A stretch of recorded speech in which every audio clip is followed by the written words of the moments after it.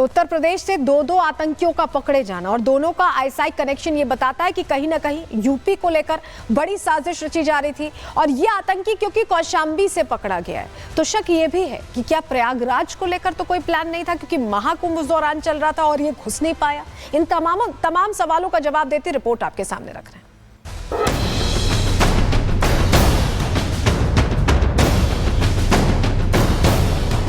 Babbar Khalsa international and ISO module का जो operative था वो यूपी से गिरफ्तार हुआ है। जितने खालिस्तानी हैं वो समझ जाएं कि वह कहीं भी जाकर छुपेंगे, वह पकड़े जाएंगे।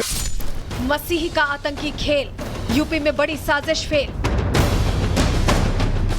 आईएसआई से कनेक्शन, यूपी में टेरर पर बड़ा एक्शन। आतंक पर एक्शन लगातार, बड़ी साजिश नाकाम।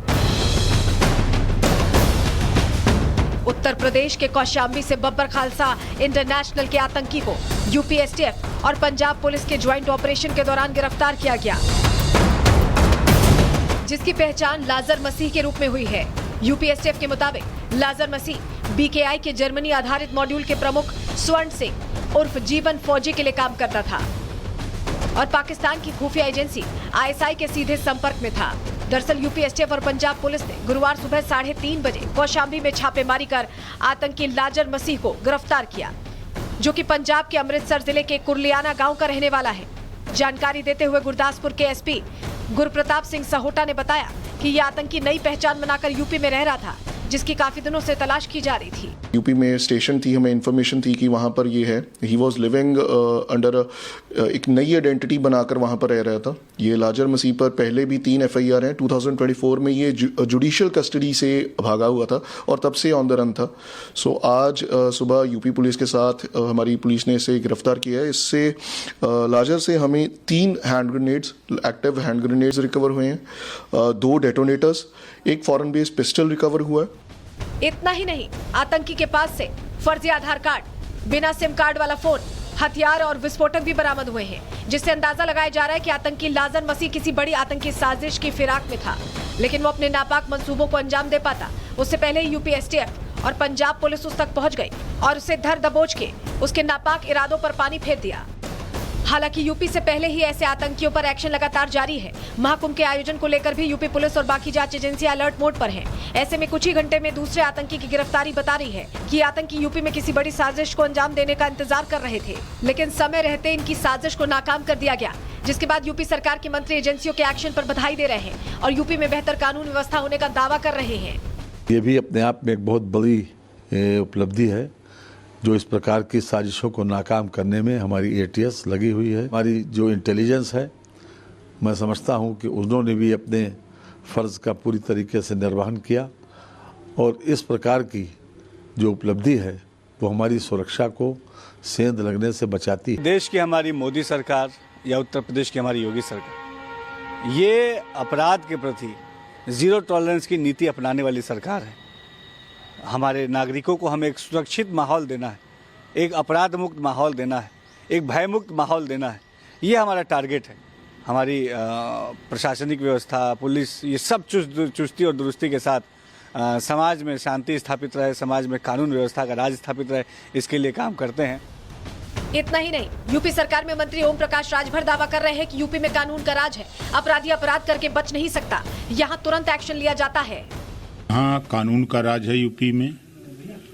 कोई भी अपराधी अपराध करेगा तो वो बचेगा नहीं। ज्यों सूचना मिलती है कि विदेशी ताकतें यहाँ सक्रिय हो रही हैं तो सरकार भी सक्रिय हो जाती है, कानून भी सक्रिय हो जाता है। ऐसे लोगों को तुरंत गिरफ्तार करके उनके खिलाफ कानूनी कार्रवाई की जाती है। बीजेपी नेताओं का कहना है कि अब खालिस्तानियों को समझ जाना चाहिए कि वो जहां भी छिपे हों, पहले उन्हें पकड़ा जाएगा और फिर कड़ी कार्रवाई की जाएगी। लगातार खालिस्तानी जो हैं उनकी पकड़ धकड़ यूपी सरकार और बाकी सरकारों के साथ मिलकर हो रही है। जितने खालिस्तानी हैं वो समझ जाएं कि वह कहीं भी जाकर छुपेंगे, वह पकड़े जाएंगे। कौशाम्बी से आतंकी लाजर मसीह को तो गिरफ्तार कर लिया गया, लेकिन ये आतंकी आखिर किस फिराक में था, ये तो पूछताछ में ही सामने आएगा। Bureau report, Republic Bharat. इस बीच देखिए, बड़ी सफलता मिलने के बाद पंजाब के डीजीपी ने भी पोस्ट किया है। क्या जानकारी दी आपको बता रहे हैं, ये देखिए, ये उन्होंने ट्वीट किया है और बताया है कि ये पकड़ा गया है और ये यूएसए बेस्ड बीकेआई ऑपरेटिव है जो कि पकड़ा गया है और इसके जरिए ये हरविंदर रिंदा से भी जुड़ा हुआ था जो मोस्ट वांटेड आतंकी है और इसका पन्नू कनेक्शन भी अब सामने आ रहा है, ये जानकारी मिल रही है। तो ये पोस्ट भी आ गया और आपको अब बताते हैं, पिछले 2 दिनों में 2 ऐसी साजिशों की कोशिश हुई है जो पूरी तरह से उत्तर प्रदेश में नाकाम साबित हुई, क्योंकि पहले अब्दुल रहमान पकड़ा गया और अब ये बब्बर खालसा का आतंकी। जानकारी आपको देते हैं, दरअसल ऐसा हम क्यों कह रहे हैं समझिए।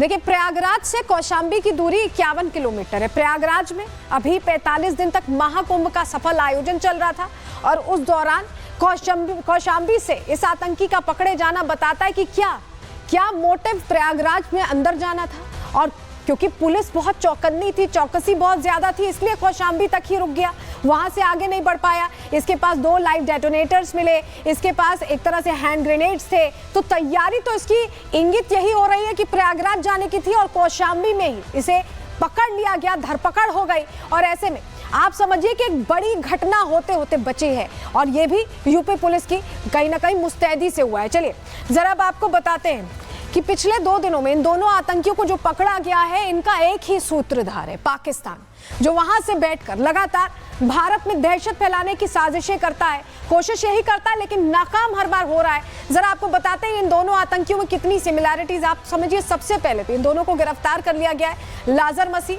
जिसकी तस्वीर आप यहां देख रहे हैं, इसका भी आईएसआई से ही संपर्क था, इसे हथियार भी आईएसआई से मिले थे। वहीं अब्दुल रहमान, जो इस्लामिक स्टेट खुरासान प्रोविंस से संपर्क में था, वो भी आईएसआई की अंडर बेल्ट ही एजेंसी है जो कि काम करती है और आईएसआई क्योंकि नहीं चाहता कि वैश्विक मंच पर सामने बात आए, इसलिए इसे पीछे से होल्ड देता है। इसी से हैंड ग्रेनेड अब्दुल रहमान को भी मिला था, जिसने राम मंदिर पर अटैक करने का प्लान बनाया था। ये दोनों अपने आप में बताते हैं कि इनके तार आईएसआई से ही जुड़े हुए हैं और ये वहीं से ओरिजिनेट हो रहा है। तो ये एक तरह से गिरफ्तार कर लिए गए। साजिश जो करना चाहते थे, दहशत जो फैलाना चाहते थे, उसमें ये फेल हो गए। लेकिन अब अपने आप में आप समझिए, अब्दुल से भी कई बड़े खुलासे हैं। ये खुलासे ये बताते हैं कि कैसे अब्दुल सोच रहा था, अब्दुल तैयारी बड़ी करके आया था, लेकिन अब्दुल कुछ कर पाता उससे पहले उसे उसकी सही जगह पहुंचा दिया गया, यानी कि हवालात में पहुंचा दिया गया उसे। क्या कुछ खुलासे अब्दुल रहमान से हुए हैं, ये भी जानना जरूरी है, क्योंकि अयोध्या टारगेट पर था। अब्दुल रहमान ने विस्फोटक खुलासा किया है पूछताछ में, कई घंटे की पूछताछ हुई है। आतंकी ने राम मंदिर पर हमले की तारीख बता दी है। उसने बकायदा तारीख तय की हुई थी, उसे उसके आका से तारीख मिल चुकी थी और वो तारीख थी 5 अप्रैल की। 5 अप्रैल को राम मंदिर पर हमले का प्लान था, ये पता चला है। अब्दुल ने हमले का पूरा प्लान, पूरा रोड मैप तैयार कर लिया था, रेकी कर रहा था, मिल्कीपुर में ही रहता था। आतंकी अब्दुल को 4 अप्रैल को इसके लिए अयोध्या पहुंचना था, क्योंकि उसे 5 अप्रैल को हमला करना था।